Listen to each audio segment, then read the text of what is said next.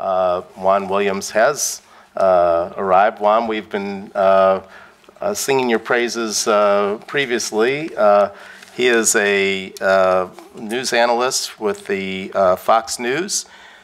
He's a former columnist for the Washington Post, a former senior correspondent for NPR, author of 6 books, 3 on the bestseller list, including Eyes on the Prize. He's interviewed Supreme Court justices and the last 5 presidents. He's been the catalyst of this series. Please welcome Juan Williams. Thank you so much. Let me ask Ben Crump, Chief Flynn, Juan Cartagena to join me up here. Good morning.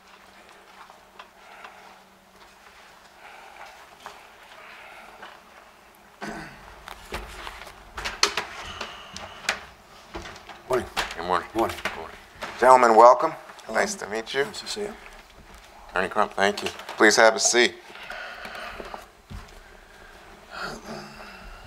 This morning, we have an opportunity to address so much of what Richard was just touching on, which are the tensions that exist between the police and minority communities in the United States, and in specific, what we want this panel to achieve for you is an opportunity to look at how we move this conversation forward, how we actually take steps towards resolving, well, maybe not resolving, but improving relations between police and minority communities in the United States. As Richard suggested, this is an ongoing story. We just had the incident in Baltimore, which continues this tragic pattern of tensions and, as a result, community anger, police frustration with what has become an American tragedy. So I wanted to get our conversation going very quickly. We have an hour together. I'm going to invite the audience to participate in terms of Q&A for the last 15 minutes. But let me begin with Chief Flynn from Milwaukee. Chief Flynn has received awards for leadership in the police community. He is in his 2nd term as the chief of the Milwaukee Police Department, started in 2008. Chief Flynn, let me ask you about a tension that you mentioned to me in a phone conversation. You said that when you're talking to civil rights leaders, they talk about police restraint in many of these situations. But when you're talking to people who live in poor communities, often communities that are underserved, high rates of unemployment, school dropout and the like, they're talking to you about the need for better policing, more effective policing in their community so they can feel safe. Just for the audience, as a starting point, describe that tension in your mind. Well, it's a real pressure we all feel. And by the way, in real life, I don't sound like this. I've got a cold. I'm not trying to channel anybody. But there really is a stress and tension inherent in the business right now. And I can sum it up fairly neatly. I find myself in parallel conversations all the time in my city. My city has approximately a 30% rate of poverty right now. It's about 40% African American, about 20% Latino, and about 40% white. It's got significant challenges. And in the context of that, we have to face up to the fact that the overwhelming majority of my violent crime is located in my poorest neighborhoods, populated by African Americans, higher than the Latino violent rate of crime, and the poverty rate's there. 85% of my homicide victims in any given year are African American, as are 90% of their assailants. And that's not just a random number. I mean, right now, to date, I've got 45 homicides in my city. And 40 of the victims are African American, murdered by other African Americans in communities whose residents have to put up with nightly gunfire. When we installed the ShotSpotter system to try to better locate the densities of firearms violence, we found out that only 12% of the gunshot calls in that neighborhood were being dialed into the police department on 911. People had become inured to the environment in which they had to live. So quite understandably, the people in those neighborhoods are extraordinarily concerned about the rates of violence in their community and demand that we be more effective in dealing with it. Now, at the same token, whenever there's a critical incident, either in Milwaukee or anywhere in the United States, and I meet with community leaders of a more citywide type, the only discussion they want to have is about police misconduct. Now, obviously, that's an essential conversation to have because the credibility of the police is essential for the credibility of our governmental systems and for the functioning of a diverse democracy, of course. But after a while, I find myself, as I say, in these parallel conversations. We need you more in our neighborhood. Do something. Our young men are being killed. And over here, you're spending too much time in those neighborhoods. There's disparity in your activity. How come you're doing this there? Look at these mass numbers. The numbers indicate you're engaged in more activity in the communities of poor people of color. And my answer is, of course we are. That's where the greatest, if I draw a map, we do density maps in the city. And I have a density map, obviously, of where violent crime is. But if I overlay on that same map the unemployment map and the poverty map and the low income map and the abandoned house map and where the most fires are, it's the same place. Now, we all know that. We all know there's all kinds of ingredients here, and nobody's trying to gainsay the conversation about how police authority is used. But my challenge, as I said, and the stress and tension I feel keenly, particularly now, homicides are up 180% over last year. Last year I had 12 homicides at this point in time. The pressure is extreme every single day about that number. And at the same time, there's the ambient conversation. Do more. Wait a minute, you're doing too much. All right. Well, let me bring Ben Crump, Attorney Crump. I don't think for those of you who follow the news, I really have to say too much. I must tell you that he is the winner of awards from Southern Leaders, SCLC, Southern Leaders Conference. Right? I was getting confused. Yes. And NAACP in the tradition of Thurgood Marshall, obviously one of our great civil rights leaders of the past. And I think Ben Crump is operating that tradition today. Let me just say, I'm just a big fan of your work, Attorney Crump. So I wanted to have you pick up in a way on what Chief Flynn was talking about, but I also wanted to give you a platform because something that you are doing fits directly in to what Chief Flynn was talking about. You are starting a program that talks about keeping black families together in order to address some of the problems in terms not only violent crimes, but raising a family so that children have role models, stay in school, perform better. So please start there. Tell us about your program, but also if you could address what you heard from Chief Flynn. Thank you, Warren, and I'm obviously a fan of yours for always talking about these important issues. And Thurgood Marshall is my personal hero, so thank you again for that. What I wanted to talk about, and it follows what the Chief was talking about, Warren, it is the lack of trust and transparency in the community and with the city officials, because we have to address the elephant in the room. We can't shy away from it because in a lot of ways we have to live with the consequences of not addressing the elephant in the room. And we all have a role to play. Responsibility is key on everybody's part. The new program that we're starting, Warren, is called My Dad 360. And the theme of the program is responsibility has no shelf life. And that's important because we're saying that not only to the police department, but we're saying that to members of our community, because we also have to take up responsibility for our communities, and we can't shift our responsibilities ever. And we're addressing completely this notion of trying to strengthen the irreplaceable role of the fathers. When I look at Ferguson, when I look at Staten Island, when we look at, you know, Richard was talking about Michael Brown and Eric Garner and Rodney King. Well, I'm here to tell you, Warren, and you've reported on this story, I've been on your program, the face, I believe, of police excessive force coming this summer in America is going to be the face of a 12-year-old child in Cleveland, Ohio, named Tamir Rice, who was killed on a video. I'm involved in a documentary that talks about from 12-year-old Tamir Rice to 107-year-old Monroe Isidore. This was a 12-year-old black kid who we believe was killed by excessive force by police officers. And then Monroe Isidore in Pine Bluff, Arkansas, 107 years old, was also killed, what we believe, by police excessive force. And they're both captured on video.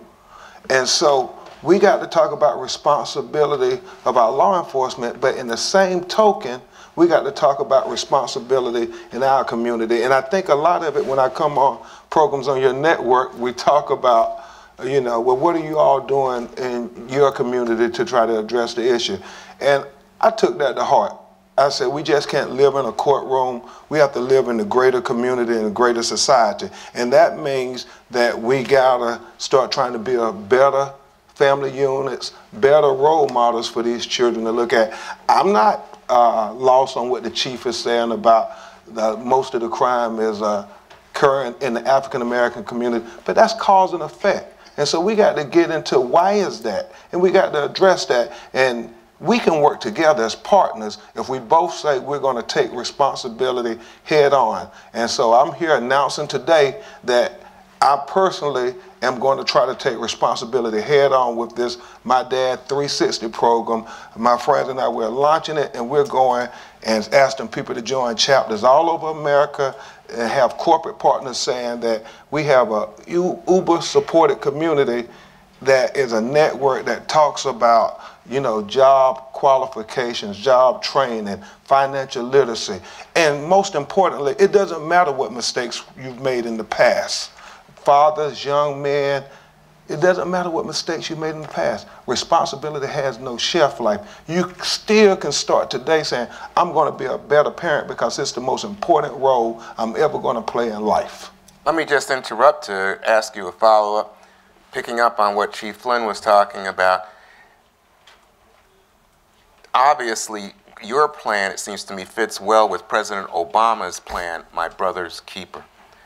Both of these are focused on what I think Chief Flynn would say, here I'm speaking for you, Chief, that you look at young black men, most often the victims or the people who are interacting with police when we talk about stop and frisk, when we talk about excessive force being used in response to them. Oftentimes these young black men having criminal records, backgrounds, involved in high rates of these violent criminal activities. Are we starting to see from leaders like yourself, President Obama, this effort inside the community to address Chief Flynn's concerns? Absolutely, and I think we have to do it. We can't put all the responsibility for our community on the police department and the government. We have to say, no, we also have a responsibility too. And I hope that we will keep an open mind. I hope Chief Flynn and other police leaders across America will partner with us in these programs to say, we understand the best way to stop and prevent crime is to get at it before it even becomes a thought. These young men who think they have value in their lives. You know, Juan, I go on all these shows trying to articulate the value of young people of color. But we also got to make sure young people of color understand their value too. Because once you start to understand you have value and you have a future and you have hope, then you're not going to commit crime. You're not going to make such poor decisions. You're going to think about it. Now, young people are going to be young. And we want our children to be able to be teenagers too. Black and brown children have a right to be children too, and we should not be punished for being a child with our life being taken. When I think about so many of those situations, it's a different standard, and so we got to make sure we don't excuse anybody from saying, because my child made one mistake, they get to die, and everybody say, oh, it's justified because the media has perpetuated these stereotypes and so forth. But in the same token, we want to help our young people not make those mistakes. Okay. So now I come to our third guest, Juan Cartagena, President, General Counsel, LatinoJustice, PRLDEF, formerly the Puerto Rican Legal Defense and Education Fund. Your name's Juan, too? He's a constitutional and civil rights attorney, vast experience litigating cases on behalf of Latinos and African Americans, with a particular emphasis on voting rights, employment discrimination, language, access to public education for the poor. So I wanted want to pick up on what we've heard from Chief Flynn, from Attorney Crump, in terms first of how you see this conversation, but secondly, how the Latino community fits into this. Because what I'm hearing in the conversation between these two men is we're really talking about what's going on in poor, underserved communities with the police. That's right.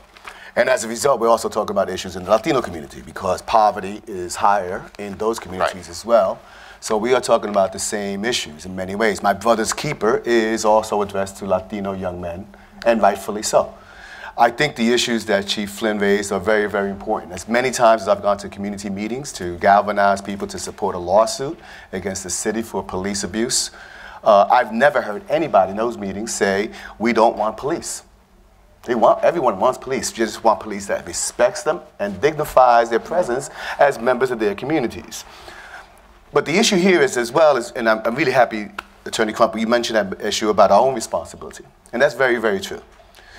But the crimes that we're talking about here are not just the worst crimes in America, not just the violent crimes that lead to the perceptions that we have dealing with today in race relations.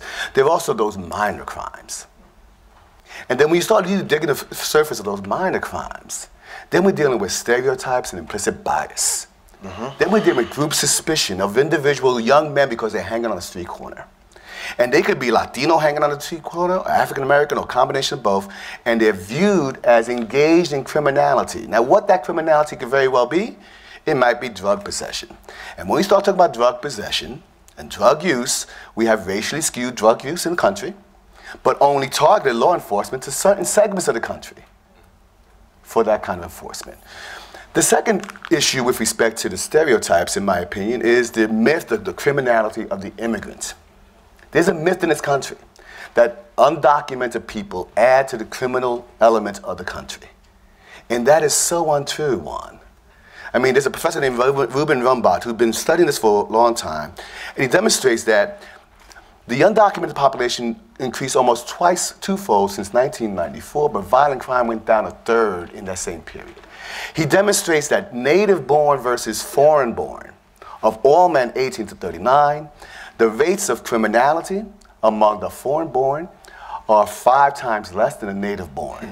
When you look at Latinos, again, 18 to 39, men only, that rate is 7 times less. When you look at Mexicans, and Mexicans are the largest group in the Latino community, and by the way, as you talk about Latino issues, we have to start digging the surface of the nationality groups that compose the Latino community because unfortunately it's not a monolith. Just like in the Asian community, talking about Puerto Ricans is very different than talking about Chileans. Put that aside. But for Mexicans, who make up like 65% of the Latino population in the country, that rate, again, comparing 18 to 39 men, foreign-born versus native-born, the foreign-born population of Mexicans is 8 times less likely to engage in criminality. So the myth that undocumented folk in this country are adding to the criminality issues is the same kind of stereotype that we're dealing with across the board. And my concern here, as many times as we need to address crime in our neighborhoods, responsibilities amongst ourselves, there still will be, unless we really address this and continue to talk about it like we are today, there still will be this stereotype that young man on street is engaged in criminality, and we don't have, especially the police department, in my opinion, doesn't have the same impression of a young white guy in the street corner, or a young white guy in a shopping mall, or a young white man in front of a park. And that's what we have to break into. Well, let me ask you a follow-up question. Do you have the same stereotype? If you know that famous example, Jesse Jackson's walking down the street and he says he sees some young black men behind him and he, you know, double take because that stereotype exists in the American mind. It exists all over. It exists for me, it exists for everybody. That's what I think. I agree. But the question here, and this is where the courts come into play. I mean, I always talk about how the courts play a very significant role in addressing some of these issues. I say that because we really can't win this battle in the legislative branch, per se. Too many politicians think it's really, really easy to be tough on crime and forget about being smart on crime.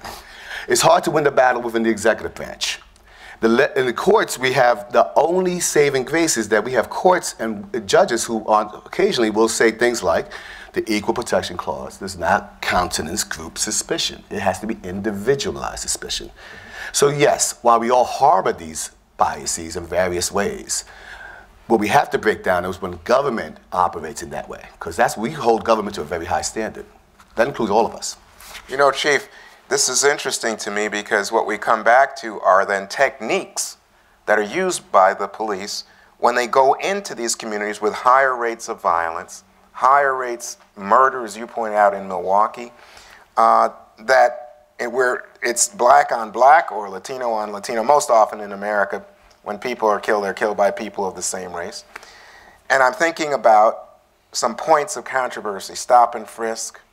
I'm talking about broken windows theory of policing, where these small items, Juan just talked about it, these small items then compound with stereotyping or conflate with stereotyping, and then people are more likely to feel that we're being unfairly targeted by police. We're being stopped by police because we're poor, black, and live in a community that has a high rate of crime.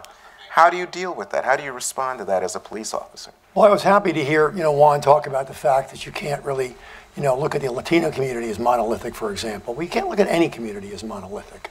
And when I frequently hear that, I'm hearing it from somebody who does not live in a poor community that's characterized by high rates of violence where they're afraid for their children.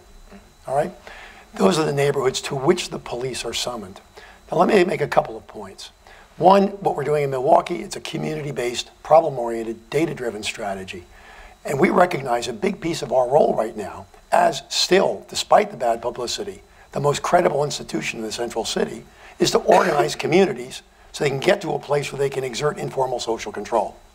We got the White House Building Neighborhood Capacity Grant, and we got a Burn Criminal Justice Innovation Grant, and we've used both. We're the only city in the country to get both, and both grants were led by the police. And the specific goal of it is to work with disadvantaged neighborhoods characterized by disorganization and high rates of violence and try to get them to come together, to work together, to get those services they need, and to work together to provide some form of a unified front to abate nuisances. Wait, hang on. I'm interested in what services? Well, for example, civic services. All right, disadvantaged neighborhoods that are disorganized can't advocate for themselves. They are places that don't necessarily get the services they need. They are neighborhoods that live in fear from the one house that's owned by a slumlord, that's occupied by disorderly people engaged in basically intimidation and behavior, that may run a drug house, whose kids beat up everybody else's kids, who are criminally involved, and they terrorize the block. Every block or every other block's got one house like that. Disorganized communities can't stand up to them. All right, they live under them. When they become organized, they can mutually and collectively disapprove of that behavior and ask for the police, ask for the Department of Neighborhood Services, ask for the fire department to do a fire code inspection. And we have found in those neighborhoods where we're doing these experiments, not only does quality of life improve, but crime is reduced. So in other words, as that community becomes more politically active and organized, they are able to deal with criminal elements in their own ranks. They're able to have this collective efficacy of disapproving antisocial behavior. Disorganized communities have only one option: lock the door and dial 911. That's what's so funny about people saying, why are the police involved in these quality of life issues in the central city? Because the people that live there want a quality of life. I mean, the kids on the corner that are making the racket, the little old lady who lives on the corner, who's tired of them sitting on her porch without her permission, is the one calling us up and saying, please do something. And then when the police encounter these youth, they're told about how they're picking on them and discriminating against them in an entirely African-American neighborhood that wants peace and quiet after a certain time of day. So these relationships are often very fraught. The broken windows theory, much maligned, frequently misunderstood, simply said police should go back to taking note of the public space urban incivilities that make neighborhoods unlivable. Keep in mind the following. The propensity to sin and want to get high is absolutely evenly distributed across every racial, ethnic, and economic group in America. Okay? Public space, disorderly and violent crime has always been the province of the poor. Think about it. Why do they call prison vans paddy wagons? Have you ever thought where that word came from? Okay? Yeah, sure. Who are they full of? The Germans in Milwaukee were driving the Irish in Milwaukee in the back. All right? They were on the lowest end of the economic scale. They engaged in the most public space violent crime. And that is still true. The tragedy is we're 4 and 5 generations into that now. We haven't made the broad-based social improvements that's allowed these neighborhoods to rise out of crime. And that's the essential challenge for the police. I'll tell you one thing I know right now. Crime is causing poverty. Because my most disadvantaged neighborhoods, where people are living in fear, are the very same neighborhoods developers will not put their money. Because the first question they ask me isn't, are the schools good? It's, is it safe? Well, and those kids aren't getting after school jobs, and they're not getting that's clear. Jobs because and they're not getting, you know what I think also, they're not getting services from other public agencies, mental health services. I don't think Dial 911 if you want mental health services.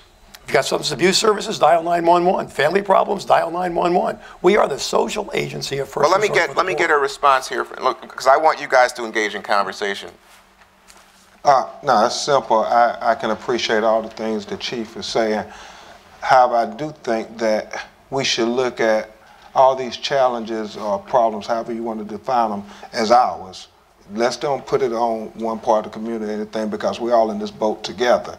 And that's the only way we're going to make it out. So when I think about the communities, I really want to think about a community-based effort. I love what I see, Juan, sometimes in places like Watts, where you have police officers interacting with the Little League and so forth. So the first time we have the interaction isn't in some kind of confrontational type situation or some escalated life or death situation as we've seen sometimes. So I want it to be all those things the chief said about, well, we know we got a bad house and we got a slumlord and so forth. Well, I would love for the other houses on that street who's trying to make it, who's trying to share an American dream, to know the police officer who's coming to their house on a first name basis. And I think when we talk about this MyDad.com program we're doing, we're trying to engage young men and so forth to be responsible and say, don't look at the police as the enemy, look at the police as somebody who you can interact with, who has a role to serve you just like they serve anybody else. Because when you think of yourself as valuable and you think of yourself as now a citizen, you start thinking that I deserve everything that everybody else in America deserves. And I want to raise myself, my family, and my community up to that level. It may be aspirational, it may be naive, but I think if we think of it as a community together, we can do it. And I mean, it really is about how we define things. I have a case in Pasco, Washington with Antonio Zambrano Montez, a Mexican native who is, I call it Mike Brown on video. He has his hands up, it's on video, he's shot 7 times, broad daylight. Part of the defense in that case is that, well, he's a Mexican national and he's not really entitled to civil rights under the American Constitution. It's crazy. Yeah, it's crazy because that's crazy. Oh, and so, it's illegal and it's wrong. And so that's part of the legal theory. Well, that's part of the defense. Really? Because we're playing to jury pools, we're playing to stereotypes and so forth, and we got to say, hold on. Well, how about this thought that we're created by God with inalienable rights, and that we want everybody to have human rights, and that we don't want you to execute a human being, whether he's a Mexican national or anybody else. So we have to evolve the conversation, and we have to keep looking at it as our problem, not as their problem and us. We got to be together, and I think a lot of times our community too, Chief, say, okay, police versus us. We got to get away from that. I hope that I can get away from that. I hope I evolve as a person and say that it's us, it's our problem. It's not a black problem, it's not a Hispanic problem, it's not a police problem, it's our problem. And until we can get police chiefs, our civil rights leaders, our media people thinking like that, the problem is going to continue to be the same as it is, and we all got to launch new programs and new things to try to challenge it and not accept the status quo. That's terrific. Juan, I was listening here to what Attorney Crump was saying. I was thinking, so he's saying in order to get to that point where you have the police viewed as protect and serve for poor minority communities, you've got to become more politically active, bring services in, bring in relationship with the police as well as these other city services that could help that community become, what did you say, more organized? Yeah, so it can, yeah, exactly. So it can more organized. Yeah. What do you think of this theory? Oh, I think it's fact. I think the better these communities are organized in terms of community presence and community development and being able to force the government to pay attention to their needs in a better way, and be active in the ballot box, that all will definitely assist in the issues that Chief Flynn raised. But there's one comment that Chief Flynn raised that I think is very, very true. I want to expand upon it. He said that the police that crime causes poverty in some ways, and the police are seen as the mental health provider, etc. In many ways, he's correct, but I will expand upon that. It's the entire criminal justice system. I mean, Chief Flynn represents the point of contact. He doesn't represent what prosecutors decide to do, whether they decide to charge or not charge, or whether prosecutors decide to ask for a low bail or not. He doesn't represent the judge or the criminal court who decides to convict or not convict, and therefore decide to sentence or not sentence. He doesn't decide what parole officers do once a person is released from prison. They decide to violate parole or not violate parole. Each of those points of entry, Juan, have racially skewed outcomes. Each and every one of those points is not just the police. In New York, I've been involved in juvenile justice policy reform. Family judges in New York, family court judges, oftentimes don't know where to send that young man. If they send him back to his community, they fear that he will do something else. So for a lack of services in their very communities, they oftentimes not divert them away from incarceration. Sometimes they're forced to divert them into detention, because it is in detention that these young men can receive various services that they should otherwise receive. You mean like mental health services? Mental health services, of course. Education. Education services. It is a sad reality. Health, that the court systems view detention and corrections as a place to assist those other problems. And the corrections is not made for that purpose, of course, number one. Number two, yes, crime exacerbates poverty, but it exacerbates in so many ways. We read all these stories about fathers, for example, who have incredibly large child support bills, who therefore then run the risk of being caught because of a warrant for lack of child support payments. We've heard this story quite recently. It's tragic. That's right, and it's tragic. Same thing with fines for minor things like driving without a license or driving with a suspended license. Once again, I want to focus more on that broad array of crimes that are criminal code violations, but are way, way below the level of the most violent crimes, because that's where we are dealing with the possible potential reform that will reduce incarceration, reduce the worst effects of poverty in this issue, and in many ways reduce the whole thing about... I'm not understanding that last point. If you don't stop the guy with the broken taillight or the suspended license, how does that help?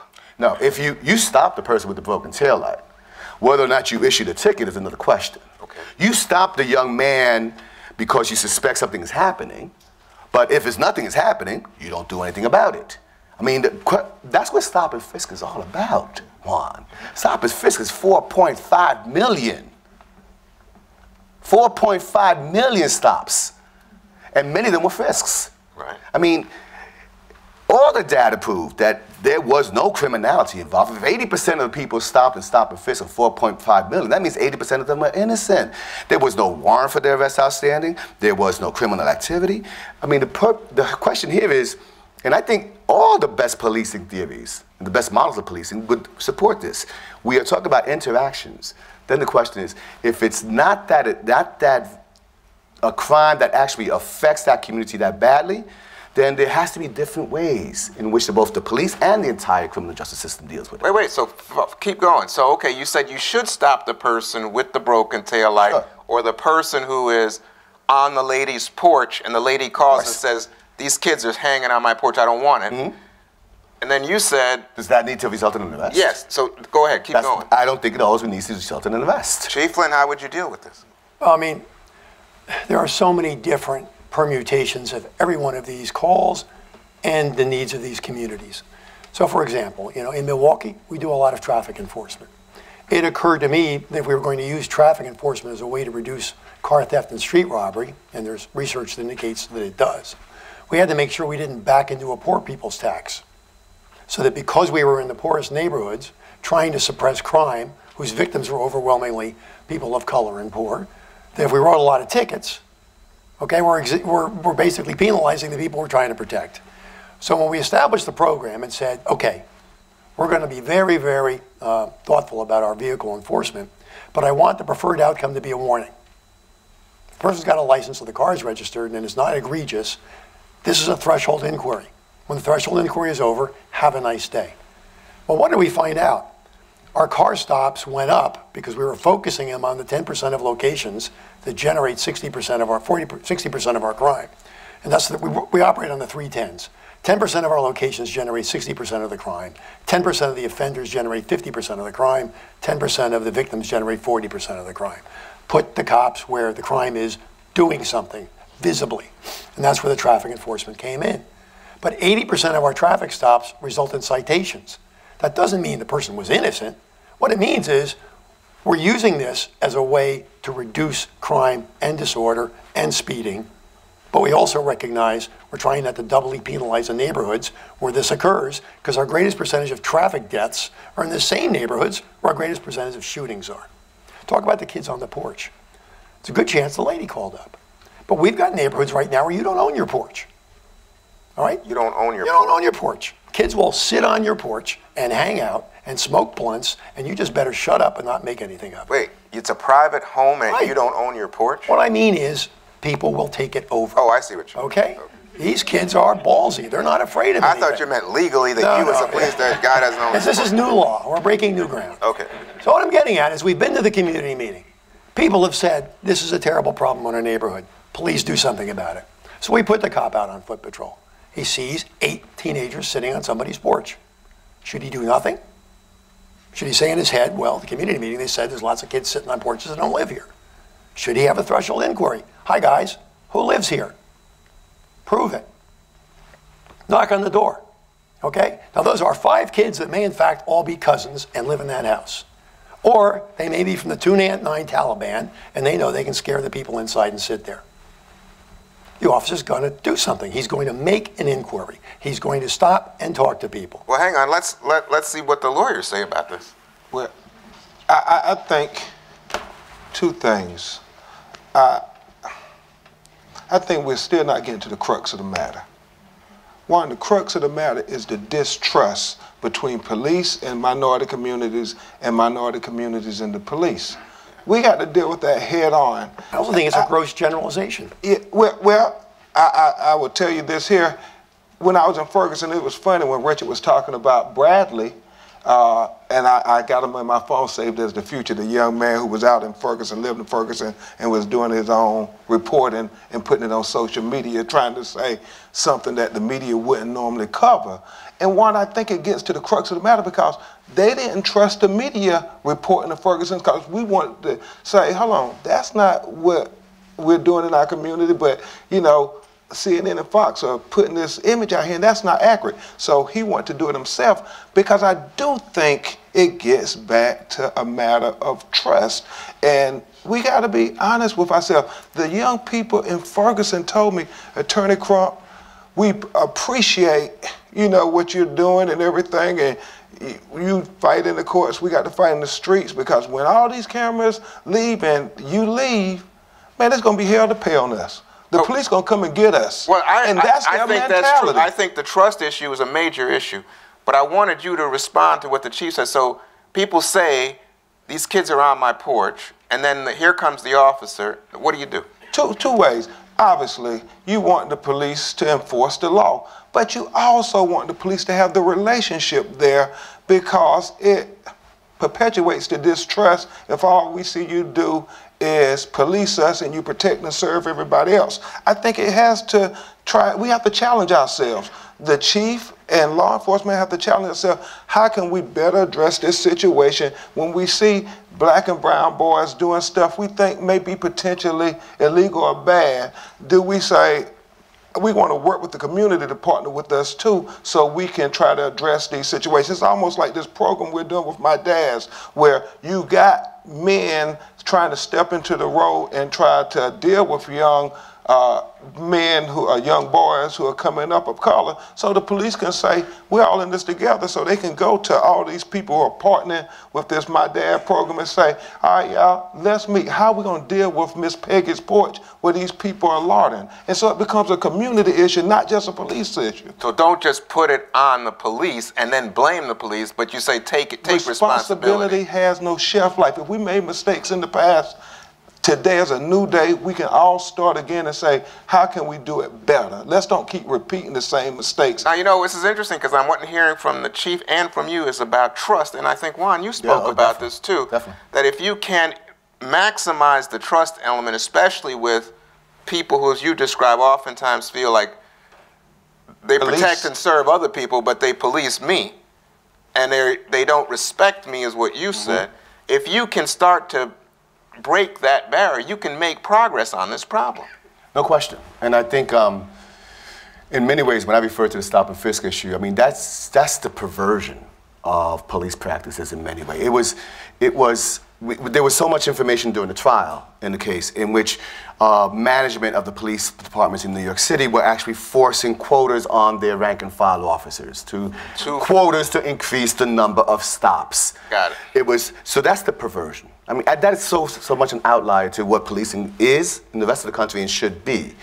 But what drove it was this notion that the more we increase these numbers of stops and stops and stops and stops, the more we can justify the fact that we have this police department that's actually bringing crime down in the city of New York.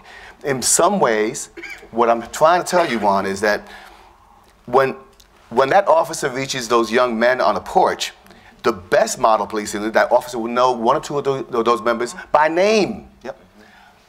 Yo, Cartagena, what are you doing on that porch? You know you don't live here. You need to leave. Right. The perverse part of this that happens in places like in New York City, for example, is that the officer doesn't know anybody in that community because it's a constant churning of officers who get assigned that community. I have clients in one of our cases we call a hallway stop and frisk. Our clients are individuals who live in private buildings in New York City who get arrested, I said arrested, for trespass, even though either they live in the building and don't have ID, or they're visiting somebody and can't prove that they're visiting somebody in that building. They live in the building. Don't have ID on them. Right. Or they're visiting somebody. You're visiting me in apartment 7A. I'm not there. You can't prove that you went to visit me, although I invited you over. You have ID, but it doesn't match the building that you're in. Why is that a problem? Because the police department was sending new officers every time to do these roundups in these buildings. So they don't know the people. They don't know anybody. Again, absence of trust. Attorney Crump. Yeah, Juan, and I want to elaborate on what Juan is saying. It does go to not just the police, but it's the whole criminal justice system. And we have to really understand the police are the low people on the totem pole. You know, it's because they're direct contact. Yeah, it's the court systems, it's the halls of government and everything, and it's everywhere. When I was in Selma and we were talking with Congressman John Lewis and those lawyers who represented the folks in Selma, they said that you got to remember, when we crossed that Edmund Pettus Bridge, the people who beat the hell out of us were police officers with the, you know, the Ku Klux Klan and those people, but it was police officers. And the powers that be had no problem with that because it kept the status quo. And the status quo was we wanted to keep certain people here and certain people there. And so they were saying 50 years later, the powers that be still want the status quo. And so we look at what happens in the courtrooms, we look at what happened with the voting polls, with all these voter ID requirements on Latinos. That's the larger picture. Yeah, and so, well, you know, actually, Chief Flynn, you said something to me like this that you didn't say here at the panel, but you said it in a conversation we had on the phone, where you said you're dealing with a state legislature that is Republican, a governor is Republican. They're representing suburban white communities that fear and have anxiety about inner city crime, and oftentimes are not emphasizing added services for those communities, but budget reductions. I think one of the challenges is the following, and this is frustrating. A, disclaimer. bad police conduct is bad police conduct. All right? Yes. Bad doctor conduct is bad doctor conduct. Bad lawyer conduct is bad lawyer conduct. Difference is police conduct takes place in misconduct takes place in public. All right? So bad is bad. Nobody's trying to defend it because people are busy and under stress. But having said that, here's what happens. As long as we focus all of our outreach and concern about police conduct, we miss the broader context of what's happening in our cities that are being beset by extraordinary rates of crime and that are being marginalized by the economy. And what's happening is, right now our cities are islands, often in states dominated by legislative interests that are not urban-oriented. And certainly we don't have a Congress that's urban-oriented. And we have many state houses and gubernatorial places that are not urban-oriented. Our solution can't be, let's have urban police and self-appointed community leaders yell at each other. Because you know what that does? It creates more Republicans. Now, I'm not saying that as a Democrat. Okay? I'm saying that as somebody who's lived 40 years of policing and sees the unintended consequences of free-floating outrage without context. Police misconduct is bad. So is high rates of crime. And the people that scream Trayvon Martin's name in my face can't name any of the last 75 dead young black men in Milwaukee. Now, we can't have two different conversations. It's all bad. But if we just yell at each other, we're dividing the two people that need each other the most. We just did a public opinion survey by the University of Wisconsin in the height of all the national controversy. Support for the police department was 85% in the white community, something on the order of 70% in the Latino community, and 65% in the African American community. On the one hand, a 20% gap is bad, and we should close that gap because those are the neighborhoods that need us the most and summon us the most. But on the other hand, can you name me a political figure who would not kill for a 65% approval rating? All right? We're not devastated by mistrust at the grassroots level day after day after day. Although we are deeply harmed by the national meme that is like misconduct over here, misconduct over here, misconduct over here. Policing is bad. Policing is not a monolith. There's 19,000 police departments in this country. I mean, it's 19,000 police chiefs and 19,000 local governments running them. Can it be improved? It can always be improved. But as you pointed out, so can the rest of the system. The challenge is the criminal justice system should not be America's answer to the social problems of the urban poor. All right, right now it is. Let me stop you there because we're running out of time and we need to have Q&A. So let me invite the audience to join this conversation. We have 2 microphones. Just ask that you introduce yourself and save us the lecture and give us the question. You mean I can't set up the question? Ask the question. Okay. Good morning. My name is Arthretta Martin. I'm here with the Coalition for Change. We are a civil rights organization dealing with discrimination, racial discrimination in the federal government. And this is my question. Actually, it's for Chief Flynn.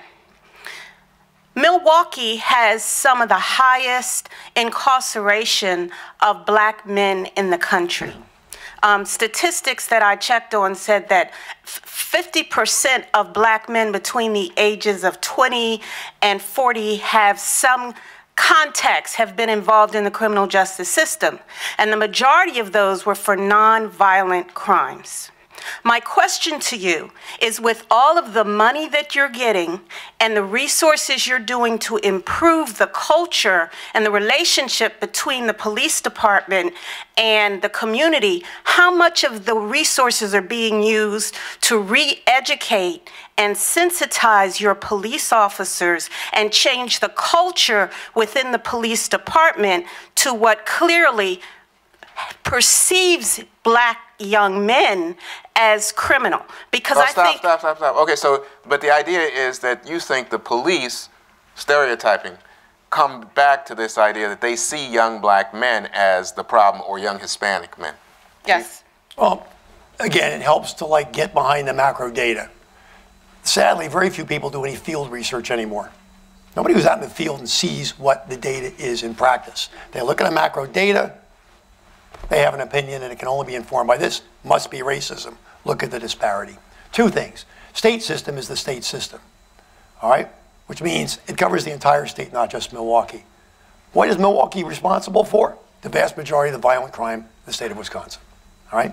If I look at my African American community right now, they represent 85% of my homicide victims, 85% of my shooting victims, 65% of my robbery victims, 60% of my stolen car victims, and I think last time I looked, 50% of my burglary victims. Okay? They are over-victimized, and they want justice. A nonviolent crime is burglary. Now, burglary isn't like robbery. You didn't shoot a guy and take his money. But you give me 10 burglaries in one neighborhood, and guess what? That neighborhood's going to flip. Okay? The neighborhood is the victim of those burglaries, and the only way to stop a serial burglar is to incapacitate them, because they usually have a substance abuse problem that motivates their crime, and they will not stop. Now, I'm not going to justify inequities in the system, but I do know when I was Secretary of Public Safety, I was amazed when I did a study. I said, I keep hearing all these drug guys in jail, but they're not really violent criminals. Will you help me with that? So we did a random sample. And what did we find out? Every one of these people that had gone to jail on a mandatory drug hit, because it was a mandatory sentence, went because they had a jacket full of prior shootings and violent crimes. Okay? Sadly, because of the drug laws of the 70s, the only mandatory sentence you can get is drugs. Nobody gets mandatory sentences for 10 robberies. So that's what was happening. But you've got to look behind the data to get a sense of that. Answer her question, though. Her question was about, you've had success in getting these grants to try to help, as you put it, organize these communities. But is any of that money going to help in terms of police officers increasing levels of trust by coming to defeat the stereotype that every young Latino black man that they see is a criminal? First of all, they don't have the stereotype. You don't believe that? Number two, all right, this is the world I live in, okay? I don't live in White Bread Township. I live in a city in which my officers, policing districts that are 100% African American, are encountering most of the days victims who are African American. Their job is to protect those people from people who would victimize them. And so they spend all day driving around trying to do their job. Do we give them training in fair and impartial policing? We do. Do we give them training on unconscious bias? Yes. We have instructors that are nationally known for that training. Are we in the process of giving them body cameras? Yes, we are. But at the end of the day, when they all have body cameras and they've all accounted for their unconscious biases and they've all been through the fair and impartial policing program, they still have to deal with the fact that 85% of my dead people are African American, killed by other African Americans. Let me ask the lawyers to come in here if you have a point. Well, all I'll say is this here. I think it works both ways. We have a responsibility also, but I do think, and I don't want the chief to see this as confrontational. I really want us to have a conversation because I really want to learn. When I go in the courtroom and I'm cross-examining bad police officers, the good police officers aren't saying anything and they're watching it happen. So how do we ever evolve to the point where we say we're going to be able to trust you when, and that's what we're trying to get at. Well, that's an interesting point. You know that shooting that just happened? Yeah. I was struck. There was a black police officer in the car. Absolutely. And I was thinking, so why did he not say or do anything? But let me tell you this one, and Chief, this is not going against police officers. These are just the realities. We look at Tamir Rice. We got the surveillance video. We look at the police report. It contradicts one another. We look at Eric Garner. We look at Antonio Zambrano Montez. We look at Walter Scott. We look at all these things. Alicia Thomas in Los Angeles. We got video, and it contradicts what is happening. But I'm looking at where are these good police officers? Why aren't they coming up and saying? Give the chief a chance. Here, well, let me finish the question. Oh, go ahead. Why aren't they coming forward and saying, you know, it's wrong? And that's just... Well, let him answer. Wrong. Okay. Well, as we step back from this world and try to understand it, a couple things have to be kept in mind. Number one, every important case I've ever made against police for law violation was made because police officers stepped forward and testified. The other challenge, however, is the following. Why is it that people in occupations in which judgment has to be used, why do they not always report out on each other? And when I'm saying now, I'm not being argumentative or defensive, okay? Why is it we don't hear more from emergency room nurses and other doctors when there's a clear case of medical malpractice and error in judgment, okay? Okay. And why don't no, but what I'm trying to have ask the following. People who are in, I'm speaking, culturally, okay? I'm not trying to defend anything.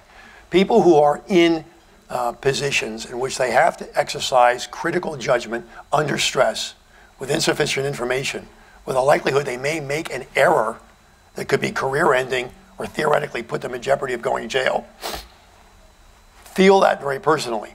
And when they see somebody else do the same thing, and they don't think it's motivated by malice or desire to commit a crime, there is a cultural likelihood that they're going to pull back and not say, oh, he made the wrong judgment, okay? One of the things I've had to grapple with, please allow me a moment for an anecdote, is to draw that distinction between errors that have bad consequences and willful misconduct. Willful misconduct, when it results in death, thinking in terms of incarceration is the appropriate sanction. But there are times, just like soldiers in combat, cops are going to make the wrong judgment. They're wrong. They weren't malicious. They didn't intend to do wrong, but they're wrong. What's the appropriate outcome?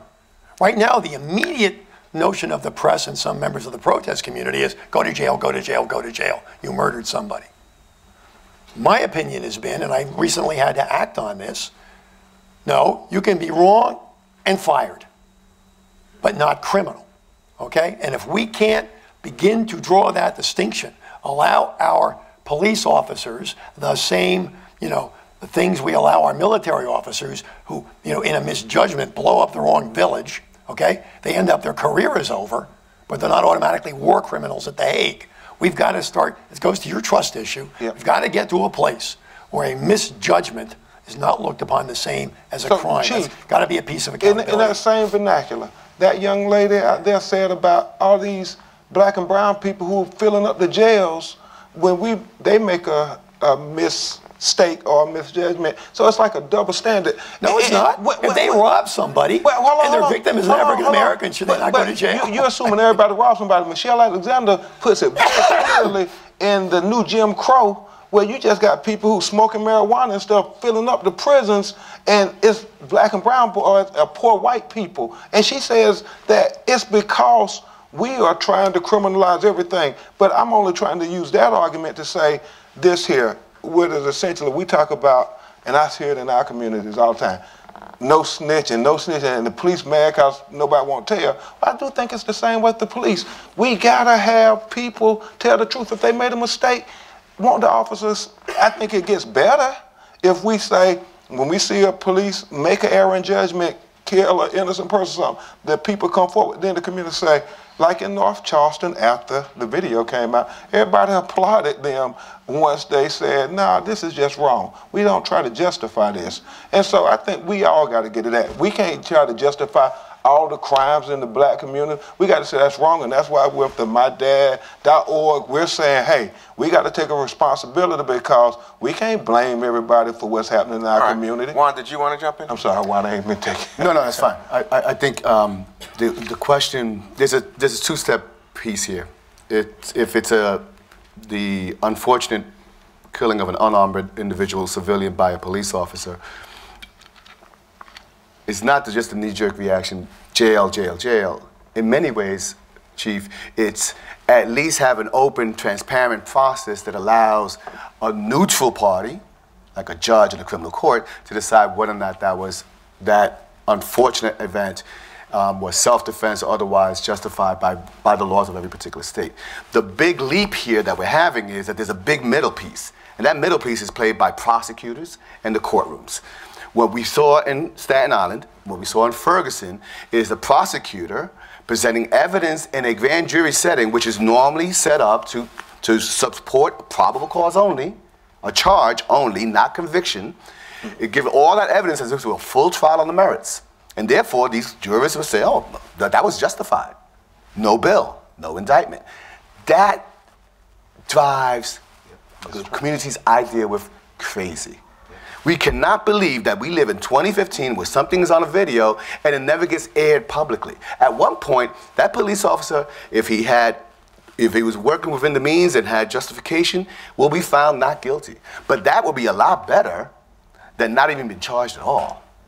Again, the trust issue. Yeah. And you say the current structure where you don't have independent people look at it Right. advances that distress. Yes. We have time for 2 questions. Good morning, Andrea Brown Phillips, Head of Inclusion and Engagement, Catholic Charities USA. And I would love to hear some perspectives on the role of NGOs, especially faith-based NGOs that have footprints in our communities that focus on low to moderate income, impoverished communities. What role can we play in this discussion about fostering trust? What role can we play about developing or furthering our services that are being provided to the individuals in this community? Juan, do you want to start? An amazing role, of course. I think the dialogue that we're having here about responsibility also belongs in those faith-based NGOs. The dialogues about creating relationships with the police departments in their respective communities also plays a major role for faith-based NGOs. All of juvenile justice, so some of the amazing work that I've seen in Latino communities on juvenile justice issues is being led by the evangelical communities about all these kind of issues that we're talking about today.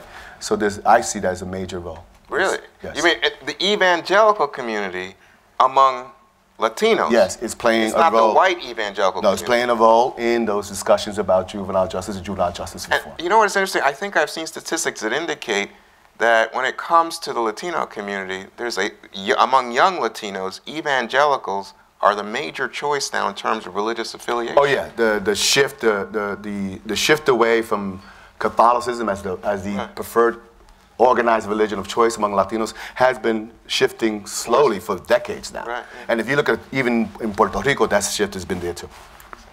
Attorney Crump. Yeah, I agree with Juan, and I'm sure the Chief would agree the church plays a vital role in all our communities, especially the black community. The church is the foundation, and so I think you want to believe when we come to the church, we come to a place where we all want to try to be better. So I think it's good to have these community dialogues. But she wants to know specifically what would be your suggestion for how that money and effort should be directed. Oh, well, that goes to churches to help with the... She says she runs, I think you said Catholic? Catholic Charities. Catholic Charities. Oh, USA.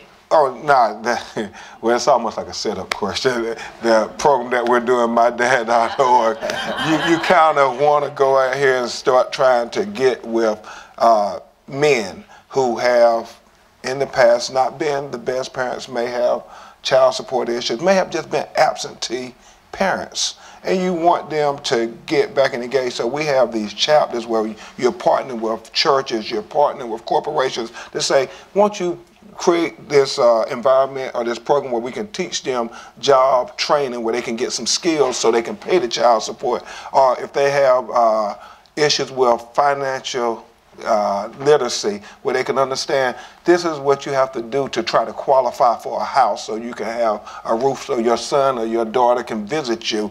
And also, if they're recidivism, if they've been in prison and so forth, you want them to say, well, we can think of a lot of reasons not to make poor decisions again to everybody on this panel, because you got this child who's now, you got this relationship, you've started it. And, you know, responsibility has no shelf life. And it sounds like a good cliche, but it's real when you think about young men who made mistakes when they had children like 16, 17, 18 years old, and now they're 28, 29, and they say, man, my life is passing me by and I want to do better. I think those things with the church and programs like this really, really help. And then they start talking to their young boys about, get off Miss Peggy's porch, get off Miss Sue's porch, Chief. And so it all works together, you know, and we can do this. You know, we set you up to succeed here. This is a win-win panel. Chief, what would you say to the religious NGOs? Well, they're an invaluable partner. Number one, I would certainly urge the notion of Catholic Charities, to embrace the idea of confession.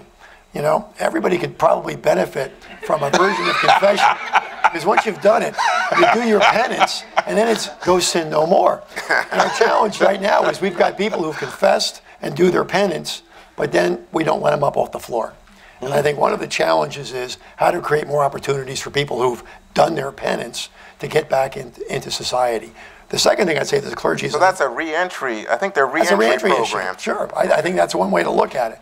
I just say the clergy has been invaluable partners of ours in Milwaukee because they're both connected to the community, but also connected to that aspect of the community that desperately wants peace and order and safety for their young men. What I challenge them to do is the following. What I want from them is the fair criticism they should level at the police department when we're not doing right by the neighborhoods that need us the most. But what I ask is support for when we are getting it right.